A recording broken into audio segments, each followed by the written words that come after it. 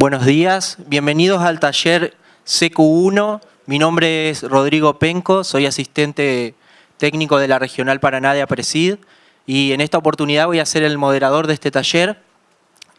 Como todos los talleres, les recordamos que la modalidad es una etapa de presentación, de exposición, y vamos a tener otra etapa, la primera etapa de media hora y la segunda etapa de preguntas de 15 minutos. Para esto les pedimos que si tienen una pregunta levanten la mano y nosotros les vamos a alcanzar el micrófono ya que todo está siendo filmado. Este taller se llama Soja Tolerante a Sequía, Avances en las Tecnologías HB4 y contamos con la presencia de Matías Rufo. Matías es ingeniero agrónomo de la Universidad de Buenos Aires y tiene un doctorado en la Universidad de Illinois, Estados Unidos. Y actualmente es gerente de la unidad de negocios de semillas de Bioceres. Le damos la bienvenida. Bueno, gracias Rodrigo por la presentación. Un gusto estar acá y buen día. Y bueno, una competencia fuerte con lo que está ocurriendo en el panel central con el ministro Frigerio, pero bueno, muchas gracias por estar hoy. La idea es básicamente compartir algunas novedades respecto a HB4, particularmente en soja, que entre el último congreso de APRESID y han habido novedades muy importantes. Y antes de eso, quizás poner un poco en perspectiva por qué estamos haciendo esto y la importancia que tiene lo que hacemos como agricultores, pensando en una población que está creciendo rápidamente. Hoy somos 7.000 millones en el mundo y va a haber 9.000 millones de habitantes a nivel global en el 2050, eso siempre y cuando se reduzca la tasa de crecimiento poblacional. Esto genera obviamente una mayor demanda de alimentos y a su vez esto se exacerba porque esa población, en función, digamos, del desarrollo económico que está teniendo, particularmente en Asia, quiere comer mejor. Y ese querer comer mejor quiere decir que va a estar demandando más alimentos de proteína animal, fundamentalmente carne y lácteos. Y si usamos esta figura para ejemplificar el impacto, una figura extraída de The Economist en base a datos de la FAO, que mide la proyección de consumo de carne, lácteos y otros alimentos en el 2050, tomando el año 1960 como parámetro 100. Y vemos que en el caso de la carne se espera que se sextuplique esa demanda de carne y cuadruplique la demanda de lácteos. Con lo cual esto lo que genera es una demanda muy fuerte de proteínas para alimentar a estos animales. Y la soja, como saben ustedes, es hoy por hoy la principal fuente de proteína para la producción animal a nivel global. Argentina cumple un rol fundamental en lo que tiene que ver la oferta de soja a nivel global y el comercio y la exportación de soja y sus subproductos que son tan importantes para esta industria. Entonces claramente tenemos un desafío muy importante como agricultores. Y realmente nuestro desafío es lograr el máximo rendimiento posible de los cultivos. Y para eso creo que vale la pena también, y otras cosas que vamos a ver después, discutir algunas nomenclaturas respecto a los niveles de productividad. El rendimiento potencial, que es el rendimiento máximo de un cultivo sin limitantes, fundamentalmente definido por la radiación y la temperatura, o sea, sin ningún tipo de estrés, que varía año a año porque las condiciones de radiación y temperatura no son constantes a través de los años. Y también afectado o definido por un cierto genotipo con un manejo óptimo en cuanto a espaciamiento y captura de los recursos y una fecha de siembra.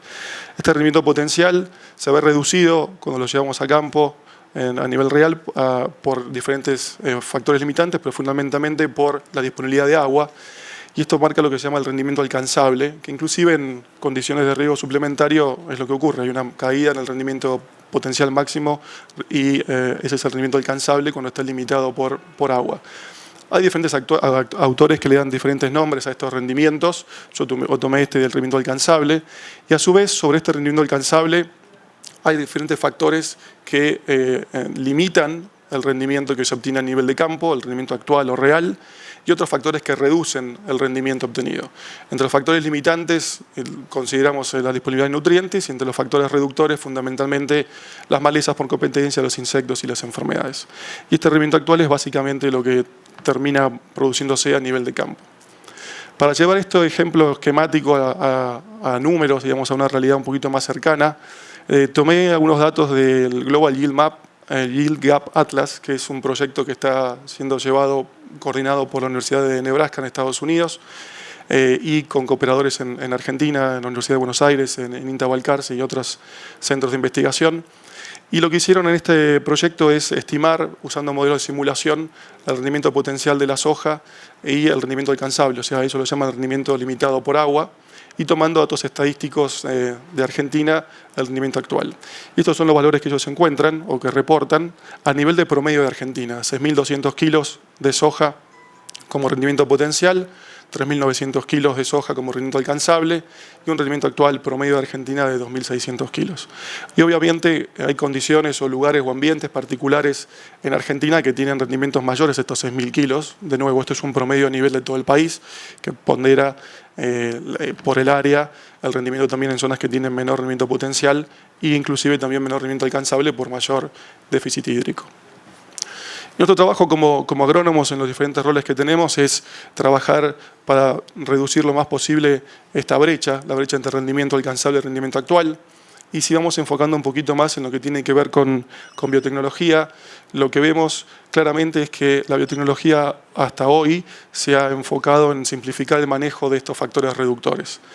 Fundamentalmente lo que tenemos hoy son herramientas biotecnológicas comerciales y las que van a salir al mercado en el corto plazo, que tienen este foco importante de simplificar el manejo de factores reductores, fundamentalmente confiriendo resistencia a herbicidas, primero con lo que fue el glifosato y después con otros compuestos e insectos, pero tengamos en cuenta que en sí estos eventos biotecnológicos no incrementan el rendimiento, sino que reduce el impacto de factores reductores del rendimiento.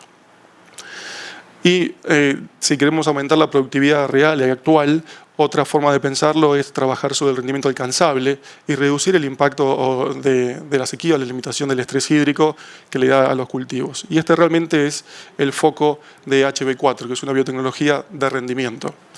Y de esta forma podemos aumentar el rendimiento actual a través de aumentando el rendimiento alcanzable y después trabajando sobre los factores que reducen o limitan el rendimiento. Entonces, como les decía, entrando un poco más en detalle en lo que es HB4, es una tecnología transgénica de tolerancia a estrés abiótico y lo que tiene también, haciendo un poco un paralelismo con el tema o el motivo de este Congreso de APRESID, de resiliar, la sociedad de la resiliencia, que básicamente hay diferentes definiciones, pero básicamente la capacidad de absorber perturbaciones sin modificar fuertemente la estructura de un ecosistema, o en este caso de un cultivo, y que este cultivo pueda regresar a su estado original una vez que ese factor perturbador ha cesado. En este caso, la resiliencia es de HB4, resiliencia a sequía.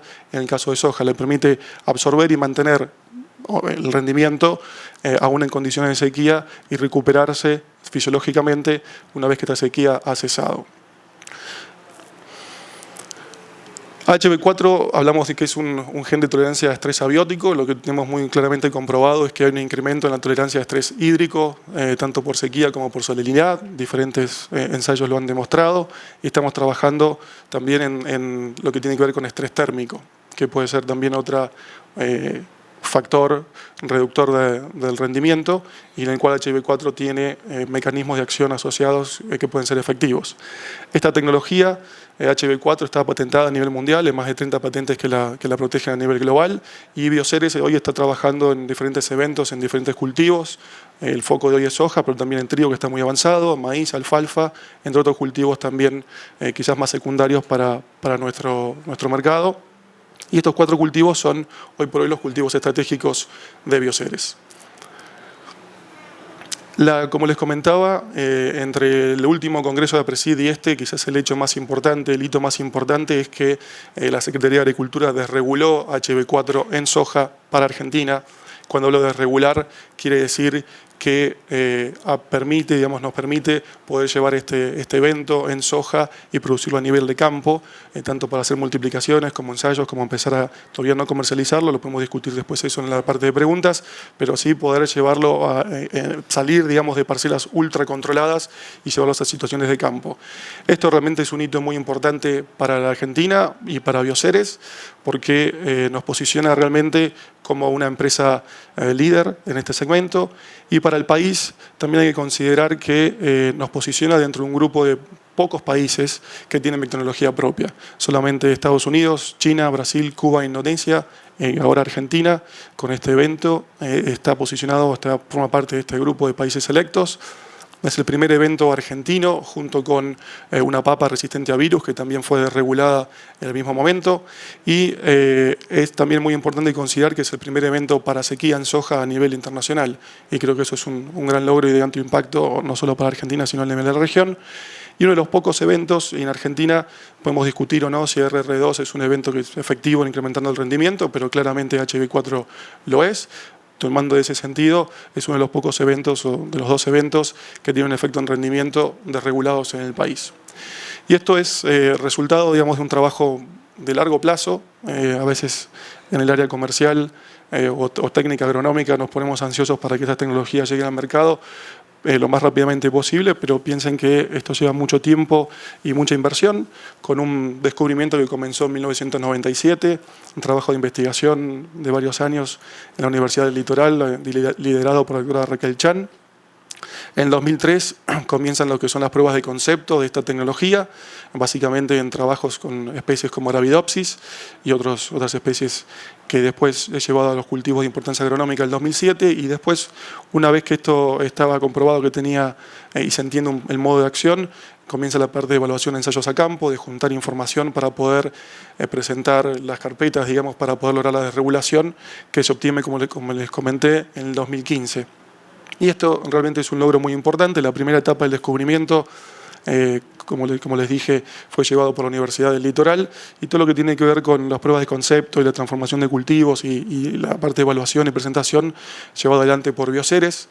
Bioceres es una empresa que desarrolla y comercializa biotecnología y genética para el agro. Quizás ustedes escuchan hablar de Indear o de Bioceres Semillas, son diferentes unidades dentro del grupo Bioceres. Y Bioceres realmente es una empresa única. Es una empresa única desde su nacimiento, una empresa comprometida con Argentina y con la región, una empresa que nació en el 2001 en plena crisis del agro y de la economía de nuestro país, fundada por productores líderes que siguen teniendo hoy un rol muy importante en la empresa y en diferentes organizaciones, productores que también fueron líderes en el desarrollo de la siembra directa en el país, y que en ese momento vieron la necesidad y el riesgo que quizás la tecnología y particularmente la biotecnología se viera interrumpida en el país, y decidieron invertir y apostar en esta visión de tener una empresa argentina biotecnológica, y lo han logrado. Y es una empresa que se caracteriza por generar alianzas y cooperaciones entre diferentes empresas e instituciones. Y una empresa que, siendo de productores, también tiene a los productores como su foco y sus clientes. Trabajamos para los productores.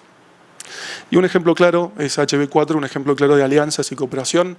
Como les comenté, esta tecnología surge de un convenio con el CONICET a partir de un descubrimiento de la doctora Raquel Chan, que también es investigadora del CONICET.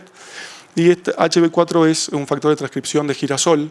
Y acá me quiero detener un poquitito, vamos a ver después rápidamente qué es un factor de transcripción, pero es importante saber o conocer que estamos tomando básicamente un gen de una especie vegetal e insertándolo en otra especie vegetal, o sea, es diferente a otras biotecnologías, y le estamos confiriendo una característica como conocemos en el girasol, una especie que tiene una alta capacidad para tolerar estrés hídrico, a otras especies que no lo tienen, que por evolución, por lo que fuera, no lo tienen. Lo estamos pasando esa característica del girasol a este caso que estamos conversando sobre en la soja.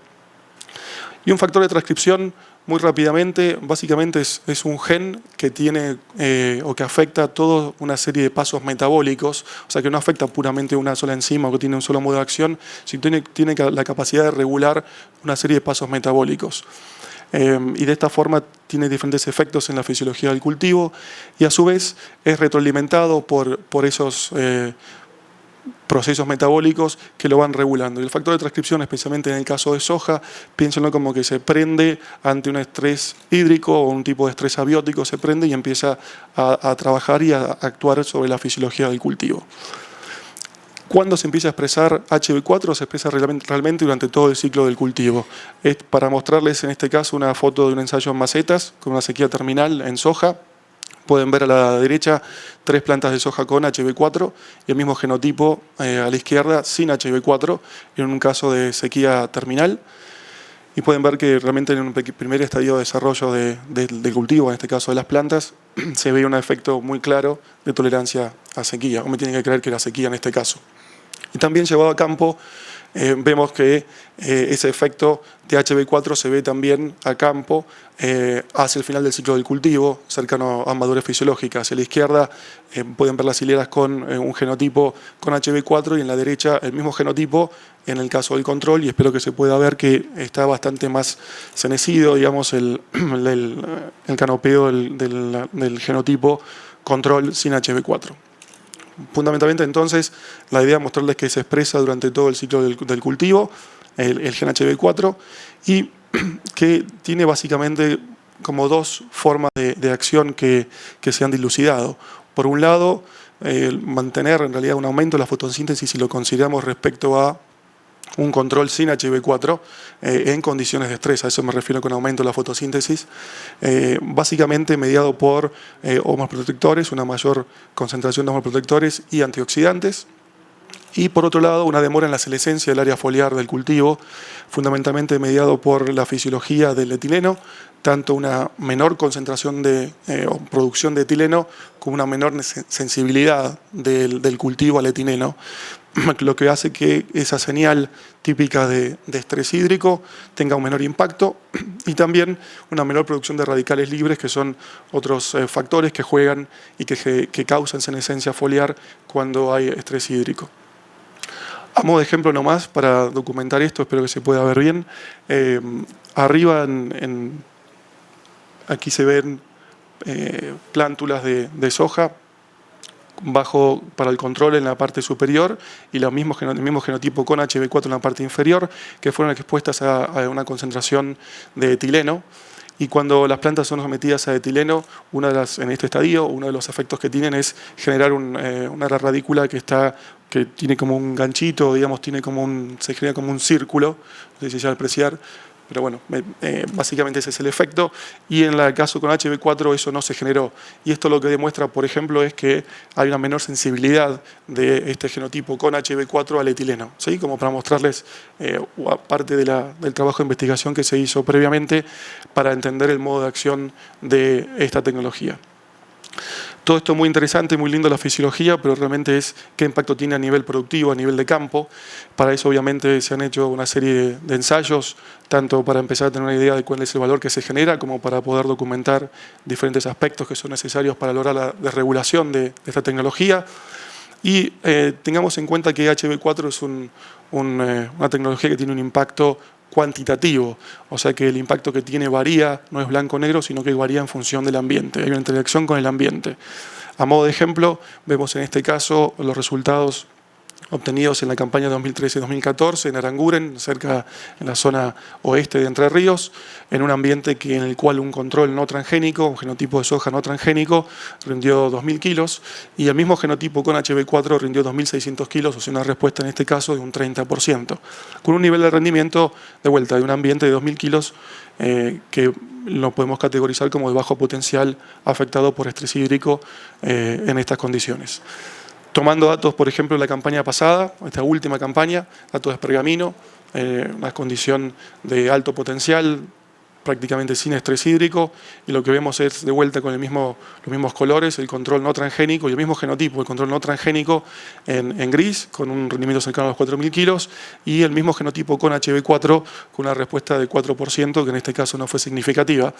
Y de vuelta a lo que les decía, entonces, que en los ambientes de alto potencial, con poco estrés, se ve una menor respuesta y una alta respuesta en los ambientes de alto potencial.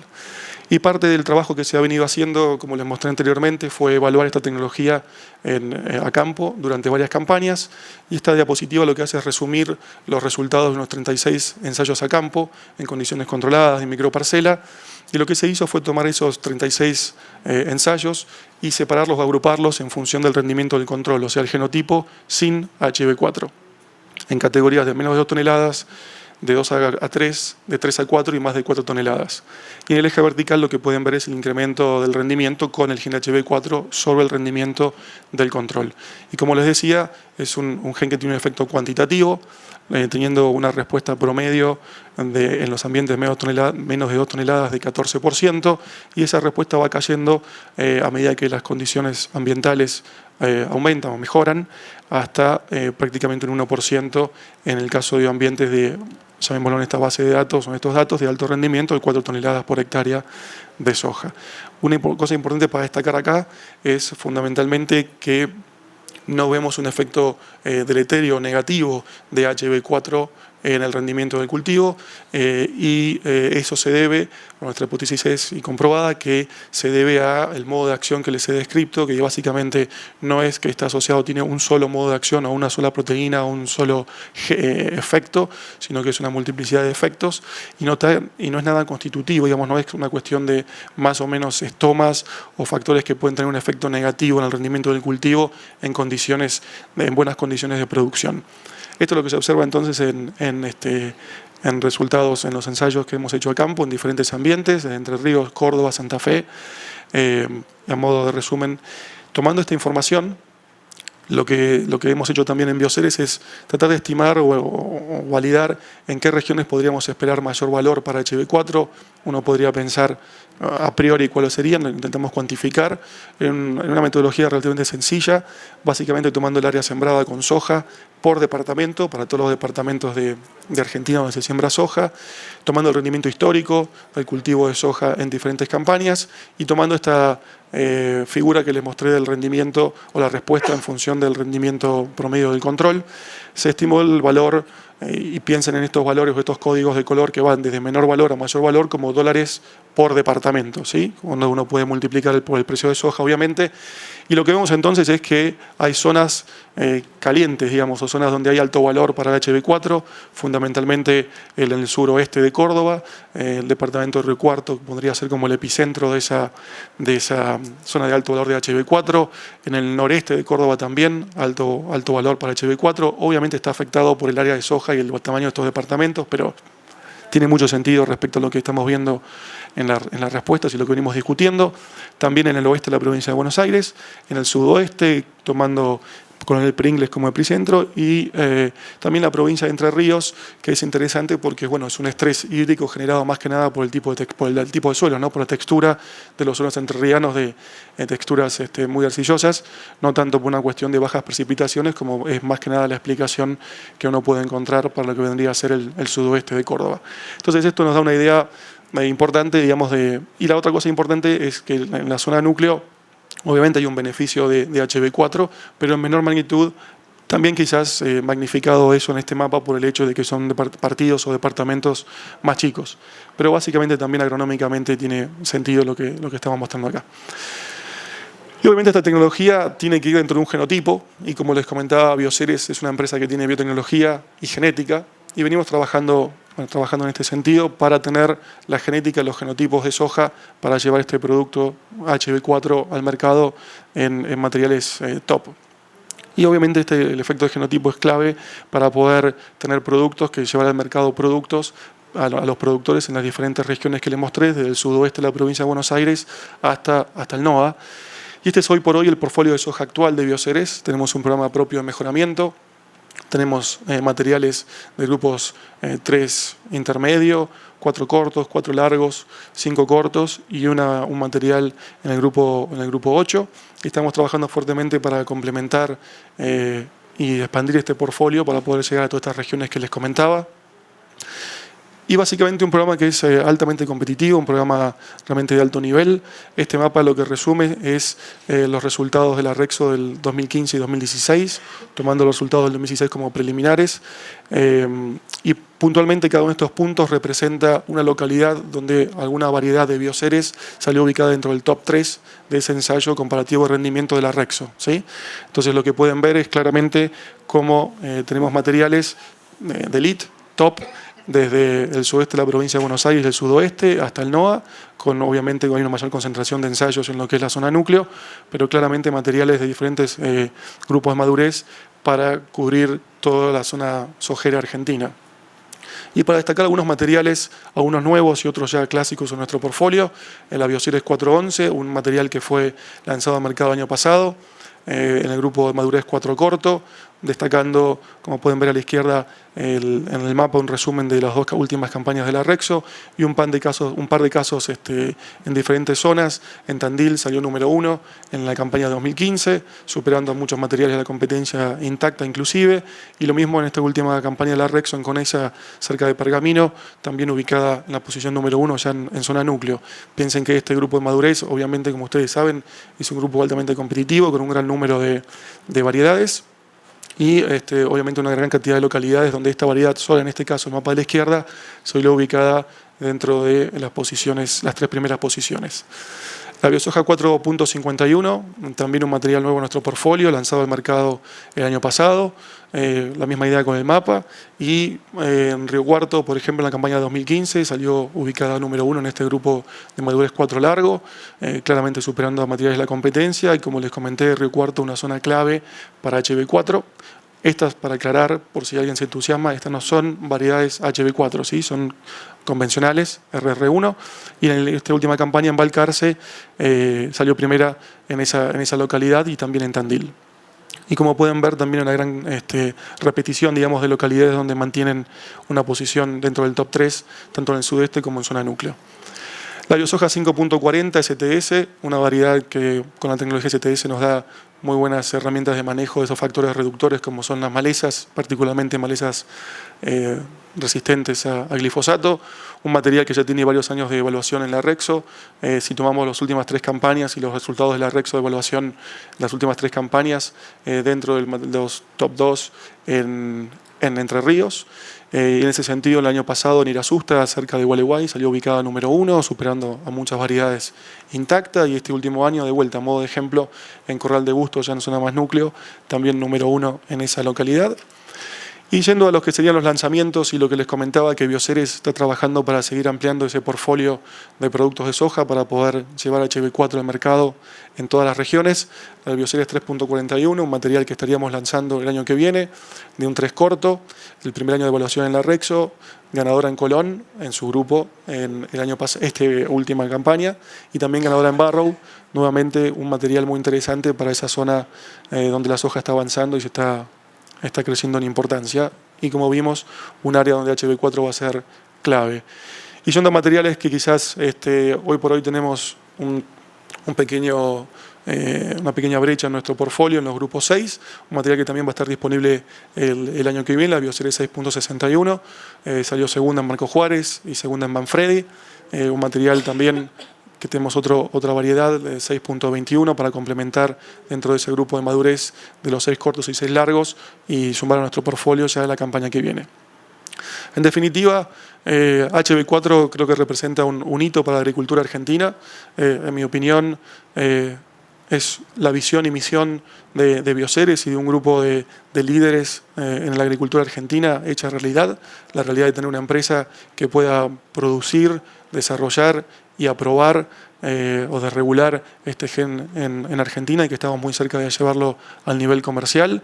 Una empresa única, tanto de su concepción en el 2001, como también el hecho de que es una empresa de productores y para productores, y el hecho de tener también genética y biotecnología propia, biotecnología argentina, con genética propia para llevar una solución integral y que ataque uno de los factores limitantes del rendimiento más importantes que tenemos en Argentina y a nivel global, como vimos al principio de la presentación, como es el estrés hídrico.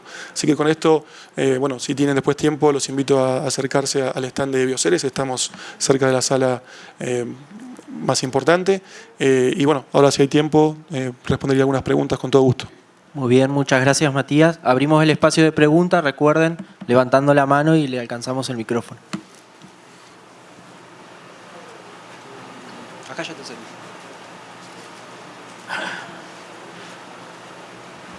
La pregunta la hizo usted antes de arrancar ¿cuándo sale comercialmente? No me imaginaba que iba a ser la primera pregunta, ya sí. Nuestro objetivo, para que salga comercialmente, estamos trabajando, necesitamos también que China, como principal importador, desregule HB4 a nivel en su país. Estamos trabajando en eso, está por presentarse, perdón. Eso es un factor, digamos, que no está bajo nuestro control. Sí estamos trabajando muy fuertemente en ese sentido, con una estrategia muy inteligente desde mi punto de vista, trabajando con una empresa china en ese país. y nosotros estamos apuntando a hacer un lanzamiento en el 2018. Ese sería el primer, digamos, lanzamiento de sojas HB4 en Argentina con materiales de Elite. Gracias.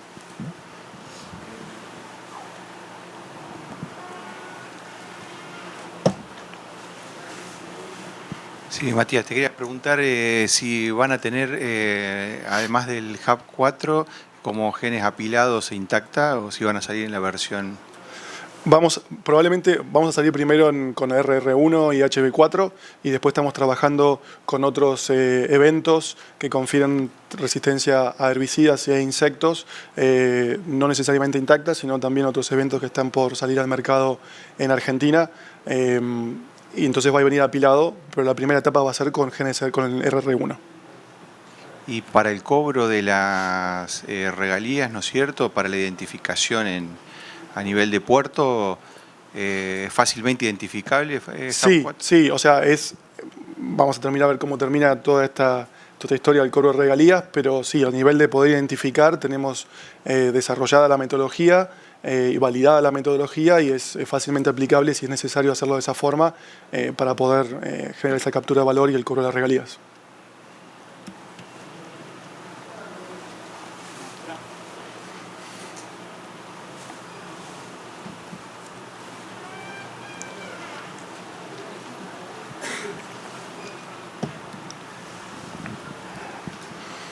Hablaste que era para sequía y también para suelos salinos. Sí.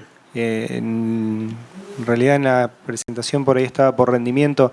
En lo que es suelo salino, ¿de qué orden, de qué magnitud son las respuestas? Son similares, lo que tiene quizás de positivo en ese sentido, bueno, hay una interacción obviamente siempre en salinidad y las precipitaciones, obviamente. Lo que hemos visto es, más que nada, en situaciones controladas, un efecto similar en cuanto a magnitud de salinidad al que vemos con estrés hídrico. Eso se ha hecho más que nada a nivel de invernadero y a nivel de laboratorio, para entender también un poco la fisiología del modo de acción de HB4. En las experiencias que hemos tenido y que tenemos también con otros cultivos, son niveles de magnitud comparables, básicamente alrededor, te diría, de lo que vimos en las figuras, entre los 2 y 3 toneladas por hectárea de ese tipo de ambientes, ¿sí? Esa magnitud de respuesta.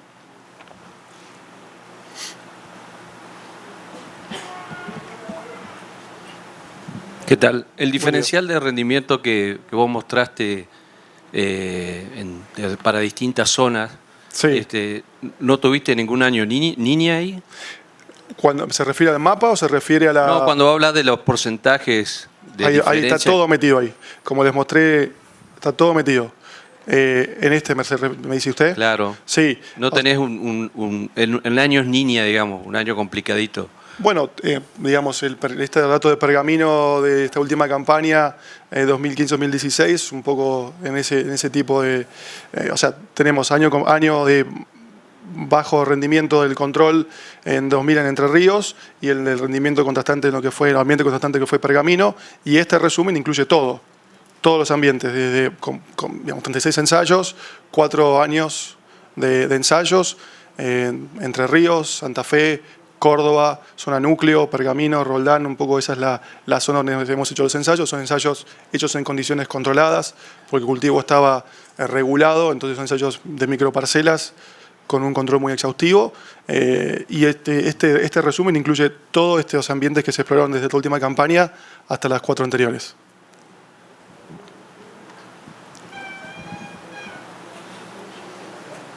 Hacer una pregunta.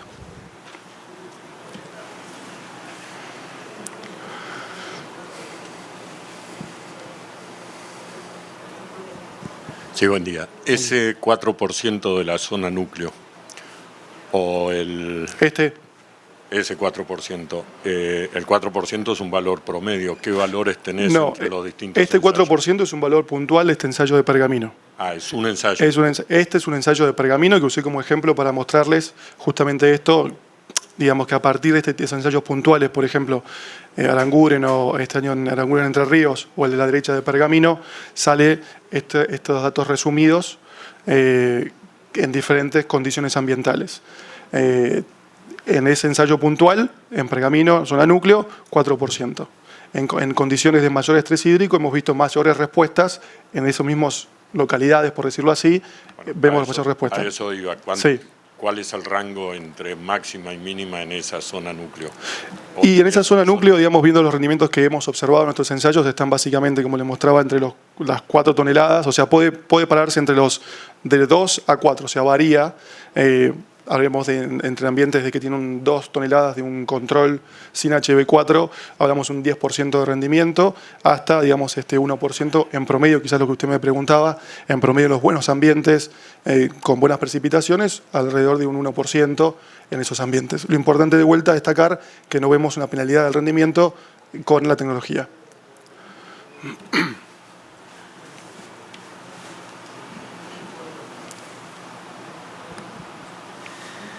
Sí, buenos días. Bueno, mi consulta era si lo habías podido testear contra una variedad comercial.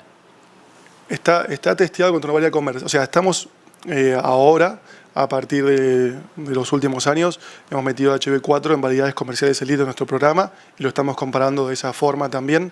Estos resultados salen de ensayos básicamente con la primera variedad que transformamos, que no es una variedad, digamos, bastante genérica, no de elite. Y los resultados que estamos teniendo, bueno, en realidad un poco afectados, siendo 100% honesto, como saben, las últimas campañas han sido más que nada húmedas, pero sí lo tenemos comparado contra variedades de elite comerciales de nuestro propio programa y estamos teniendo resultados similares en el sentido de, en función del rango de rendimientos del control, ¿no? Obviamente en estos últimos años, como les decía, se han explorado condiciones hídricas más bien de altas precipitaciones, con lo cual no hemos tenido grandes posibilidad de testear en muchos ambientes con restricciones. Y eso es lo que estamos haciendo y vamos a seguir haciendo de acá hasta el lanzamiento del producto, obviamente. ¿Pudieron hacer alguna diferencia después, si dependiendo del grupo de madurez, o una interacción donde podía haber un poquito más de respuesta en un grupo más corto, más largo? Como te digo, todo esto se empezó a hacer con una sola variedad y que fue básicamente generar la base de datos para poder hacer la desregulación. Hoy lo estamos evaluando en variedades de grupo 4 corto hasta 5 intermedio, 5 largo, y lo que vemos es con bastante consistencia y obviamente empieza a jugar como cualquier interacción, genotipo, ambiente, evento, una interacción de las que puedes esperar, digamos, en función del grupo de madurez, ¿no? Gracias.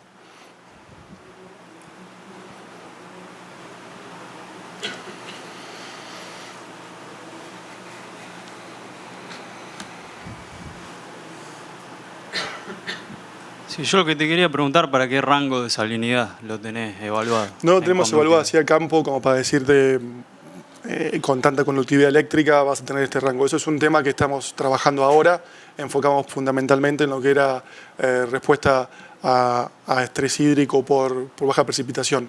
Cuando me refiero a salinidad es básicamente porque lo tenemos medido en condiciones de laboratorio que, digamos, no son directamente extrapolables a condiciones de campo. Gracias. ¿Estás pensando en alguna zona en particular? O sea, obviamente hay... No, ambientes por ahí, porque hay zonas que, claro, digamos, que no son posibles, digamos, sembrar soja por un tema... Por tema de salinidad. Sí, eso es lo que, de vuelta, apuntamos primero a lo más grueso y lo que es, digamos, la parte de desarrollo apuntada a lo que es la de regulación, y ahora viene la etapa que ya estamos trabajando para trabajar un poco en las condiciones más locales, ¿no? Y esa es una pregunta que tenemos que responder y que estamos empezando a responder. Gracias. La velocidad o la mejora de la implantación en suelos secos, ¿puede mejorar o no lo tenés medido? Mira, lo tenemos, no la puse acá porque era una charla enfocada más que nada en soja, pero siendo a ese punto hay bastante experiencia en trigo, donde también está HB4 muy avanzado, y eso lo vemos claramente. O sea, la posibilidad de quizás correr mayores riesgos, por decirlo así, de sembrar en un suelo más seco, lo hemos visto en muchas situaciones donde ese cultivo se implanta mucho mejor, tenés un mayor logro y permite trabajar en condiciones con las cuales un cultivo no con HB4 sería bastante riesgoso de sembrar. Y yo creo, Orlando, que ese efecto va a ser, ¿viste? Cuando uno hace un ensayo de este tipo, apunta a un manejo más o menos promedio, no quiere tampoco exponer al control a una situación demasiado estresante que un productor no hubiera hecho. Ahora, cuando llevemos esto al campo, y creo cuando esté en manos más de los productores, vamos a ver mayor beneficio, creo yo, esto es una hipótesis mía, que el de estos ensayos controlados, porque nos va a permitir, por ejemplo, sembrar, cuando sea posible en el caso de trigo, y mismo también en soja, en las fechas óptimas, ¿no? No tener que esperar, digamos, tener agua para poder sembrar, y sembrar con mayor seguridad.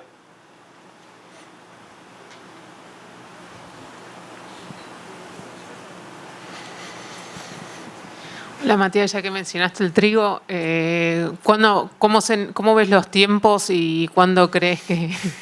La pregunta más fácil. Digamos, estamos expectantes, no solo porque obviamente va a ser otro hito muy importante para la empresa y para el país. Nosotros creemos que es inminente, que debería ocurrir, esperemos que ocurra en el lapso de este año. Lo que fue la carpeta, digamos, de soja y trigo HB4 fue presentada al mismo momento.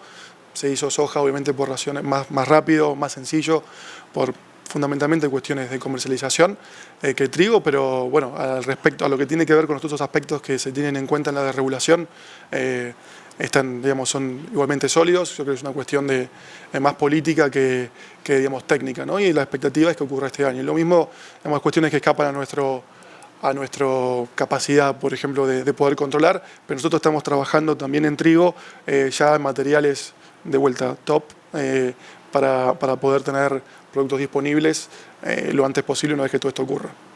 Y estamos trabajando también en los países que son con los que nosotros les exportamos trigo en la desregulación, ¿no? También anticipándonos en ese sentido para poder tener todo armado y lo más rápido posible poder llevarlo al campo. Acá otra pregunta. ¿Ensayaron en un caso de niño, si muchas precipitaciones, que cómo se comporta? Sí, o sea, básicamente un poquito esta figura, tanto de niño como de vuelta de ejemplos. ¿En exceso? Lo mismo, o sea, en exceso te vas para la derecha de esta figura, y lo que te mostré, pergamino, digamos, no tengo la precipitación acá, pero pergamino en esta última campaña se puede caracterizar como más que húmeda, y la de Aranguren ese año fue un año más niño, y está metido todo en este resumen que te paso acá, que presento acá, con todos los ambientes que se exploraron en las últimas 4 campañas, 36 localidades han sufrido, digamos, todos los avatares que han sufrido los productores, y digamos, es una base de datos muy sólida que muestra la performance que te digo. Quizás lo más importante es recordar que es una tecnología que no es una respuesta cuantitativa, o sea, mayor impacto en los años secos, menor impacto en los años húmedos, y bueno, para una localidad. No baja. Pero no baja a menos 10. No tenés una respuesta negativa. Claro.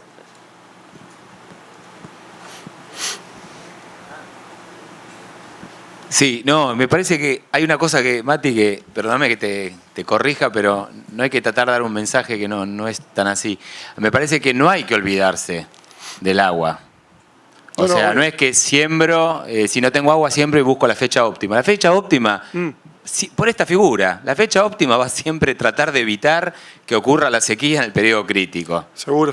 Y si ocurre introspectivamente cuando no debería ocurrido, tendremos beneficio. Pero ojo, no olvidemos el escape a la sequía, sigue siendo la mejor estrategia. Esto lo que va a hacer es mitigar eventualmente un problema de restricción hídrica que puede haber ocurrido, a pesar de haber elegido la mejor fecha, por una particularidad. Tal cual. Lo que ocurre muchas veces en condiciones de campo es que vos podés tener esa fecha planificada, tenés el genotipo para esa fecha ideal en tu planteo, en un plan de siembra que incluye diferentes fechas de siembra, diferentes genotipos, y en algunas condiciones los productores dicen no siembro ahora porque bueno, tengo el suelo muy seco. Yo no estoy dando una recomendación de bueno, con esto vamos a ir a sembrar en esas condiciones, pero sí creo que vamos a ver inclusive mayores beneficios que lo que nosotros observamos en nuestras condiciones controladas, donde buscamos condiciones más o menos uniformes de manejo. Obviamente hay un montón de interacciones, Gustavo, que va a haber que considerar, y esto no es una herramienta, es una herramienta más que nos va a permitir reducir el impacto del estrés hídrico, pero no la única. Sí, tal cual. Y de vuelta, y no es, creo que digamos, no es un blanco-negro, ¿no? No es que con esto no vamos a tener estrés hídrico, lo vamos a mitigar. Le da resiliencia al cultivo.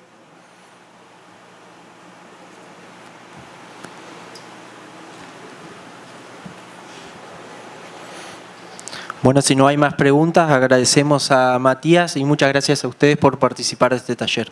Gracias.